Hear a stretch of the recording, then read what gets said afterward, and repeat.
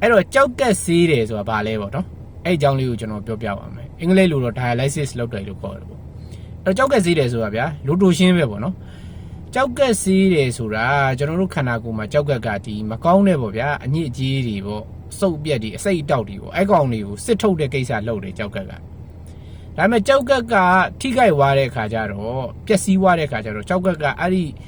စစ်ထုတ်တန့်စင်တဲ့အလုပ်တွေမလုပ်နိုင်တော့ဘူးမလုံးနိုင်တဲ့အခါကျတော့ကြောက်ကက်ရဲ့နေရာမှာ dialysis machine လို့ခေါ်တဲ့ကြောက်ကက်ဆေးတဲ့ဆက်ကကြောက်ကက်ကိုစားအလုပ်တွေလုပ်ပြီးတာပေါ့နော်ဒီတန်းစင်စစ်ထုတ်တဲ့အလုပ်တွေလုပ်ပြီးတာပေါ့အဲ့ကကြတော့ဘယ်လိုဖြစ်လဲဆိုတော့လူတွေကကြောက်ကက်ထိသွားတယ်ဆိုရင်လည်းလေကြောက်ကက်ဆေးရတယ်ဆိုရင်တယောက်နဲ့တယောက်ကလည်းကံကြမ္မာကြီးကမတူသေးဘူးတချို့ကျတော့နည်းနည်းပါးပါးထိကြိုက်သွားတယ်သူကြောက်ကက်လေးကအလုပ်လေးကလုံနိုင်သေးတယ်တချို့ကျတော့လုံးဝထိချက်ပြင်းတယ်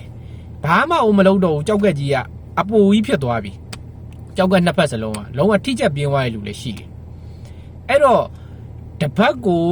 တရက်ပဲဆေးရတဲ့လူနဲ့တပတ်ကိုနှစ်ခါဆေးရတဲ့လူနဲ့ဘာကွာလဲတပတ်သုံးခါဆေးရတဲ့လူလည်းရှိတယ်နော်နောက်ပိုင်းကျအရန်ဆိုးလာတယ်ဘာကွာလဲဆိုတော့ကိုယ့်ရဲ့ကြောက်ကက်ကဘယ်လောက်ထိအလုံးလုံးနိုင်စွမ်းရှိသေးလဲဒီပုံမှာမူတည်ပြီးတော့ဆရာဝန်တွေကဒါလူနာကိုဆုံးဖြတ်ပေးရတာပေါ့အဲ့တော့ကြောက်ကက်ဆေးတယ်ဆိုတာကိုကြောက်ကက်ဘယ်လောက်လုံးနိုင်သေးလဲဆိုတဲ့ပုံမှာမူတည်ရဗျာသိလားဆရာဝန်တွေကပတ်စံလိုချင်တိုင်းခဏခဏခေါ်ပြီးတော့ဆေးလို့ရတဲ့ကိစ္စမဟုတ်ဘူးနောက်တစ်ချက်ကကြောက်ကက်ဆေးတာကယောဂပျောက်လားဆိုတော့မပျောက်ဘူးမှန်တယ်ဒါပေမဲ့ပြဿနာကဘာလဲဆိုတော့လူနာကယောဂမပျောက်တာတင်မဟုတ်ဘူးနော်မောလာတယ်ကြောက်ကက်မဆေးရရင်ဖောလာတယ်အဲ့လိုမျိုးခံစားရတဲ့ဝေဒနာတွေတက်တာဝအောင်ပေါ့ဗျာကြောက်ကက်ဆေးရတာပေါ့တကယ်ကမပျောက်တော့ဘူးအသေးခံမလားဆိုဘယ်သူမှအသေးမခံဘူးဗျာသိလားတရက်ဖြစ်ပို့ပြီးအသက်ရှင်ခွင့်ရမယ်ဆိုရင်တော့ရှင်ကျင်တဲ့လူတွေကြီးပဲမသက်တာလို့တော့ငါတို့လက်မြောက်ပြီးဟေးဆိုပြီးသေသွားရတာ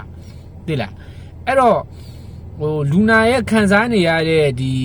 ဝေဒနာတွေတတ်တာဖို့လေကြောက်ကက်ဆေးခြင်းကအရေးပါတာပေါ့ဗျာနော်ကျွန်တော်လွန်ခဲ့ပြီးခဲ့တဲ့အပတ်ကပေါ့လေအခုကတော့တပတ်တစ်ခါပဲတင်နိုင်တော့တယ်ပြီးခဲ့တဲ့တပတ်ကအပတ်ကကျွန်တော်ဒငင်းသီးကိစ္စပေါ့နော်ဒငင်းသီးစားရင်ကြောက်ကက်မှာဘယ်လိုထိခိုက်မှုရှိလဲတင်သွားတယ်ခါကျတော့ထုံးစံတယ်ပေါ့ဗျာဒငင်းသီးရောင်းဆိုင်တွေလာပွားတာပေါ့နောက်သက်သက်လုံးစားလာတာဘာမှမဖြစ်ဘူးဘာဘူးညာဘူးပေါ့နော်ဒီမှာကျွန်တော်စိတ်ဝင်စားစရာကောင်းတဲ့ comment လေးခုတွေ့တယ်လုံးဝ smart ဖြစ်တယ်ဗျာဒီ comment လေးတစ်ချက်ကြည့်လိုက်တွေ့လားဒီလိုက तू ကဒငင်းသီးကို तू ကရောင်းတယ်နော်ဒငင်းသီးရောင်းတယ်ဒါပေမဲ့ तू ဒငင်းသီးမစားဘူးတွေ့လား very smart ပဲအဲ့လိုလူမျိုးကျွန်တော်အများကြီးတွေ့ဘူးတယ်ချဲတိုင်ကိုင်နဲ့ချဲမထိုးဘောလုံးဝဲတိုင်ကိုင်နဲ့ဘောလုံးဝဲမလောင်းချဲ commission လုပ်တယ်ချဲမထိုး very smart အရန်တော်တဲ့လူတွေအဲ့လိုပဲကျွန်တော်ပြောချင်တယ်ဗျာတော်တယ်လို့ပြောရနော်လူကောင်းလို့ပြောရမဟုတ်အင်မတန် smart ဖြစ်တယ်လို့ပြောတာအဲ့တော့ဘယ်လိုပြောရမလဲဆိုတော့ဒငင်းသီးစားတယ်တသက်လုံးစားလာတာဘာဖြစ်လဲလို့သိတယ်မလားဆက်လိုက်တောက်တယ်ဘာဖြစ်လဲငါတို့အဖိုးဖွားတွေလက်ထက်ထဲရတယ်တောက်လာတာဘာဖြစ်လဲလို့ကျွန်တော်ပြောချင်တာတိတ်လဲဘယ်လိုပြောရမလဲစဉ်းစားဆင်ခြင်မှုတွေအာမနေဘူးတော့မျှော်လင့်နေဗျာနော်